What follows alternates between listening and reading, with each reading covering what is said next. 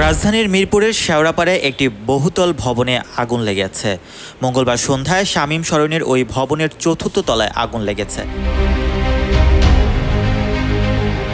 তাৎক্ষণিকভাবে এতে কেউ হতাহত হওয়ার খবর পাওয়া যায়নি। সন্ধ্যা 6:30টার দিকে আগুন লাগার খবর পেয়ে ফায়ার সার্ভিসের 3টি ইউনিট ঘটনাস্থলে পৌঁছেছে বলে ফায়ার সার্ভিস সূত্র জানিয়েছে। যোগাযোগ করলে ফায়ার সার্ভিসের নিয়ন্ত্রণ কক্ষে দায়িত্বরত কর্মকর্তা রাফি আল ফারুক বলেন, ফায়ার সার্ভিসের কর্মীরা আগুন নেভাতে কাজ করছেন। তাৎক্ষণিকভাবে আগুন লাগার কারণ জানা যায়নি। এ ঘটনায় হতাহতের খবর পাওয়া যায়নি। স্থানীয় বাসিন্দারা জানান, ভবনটি থেকে প্রচুর ধোঁয়া বের হচ্ছে।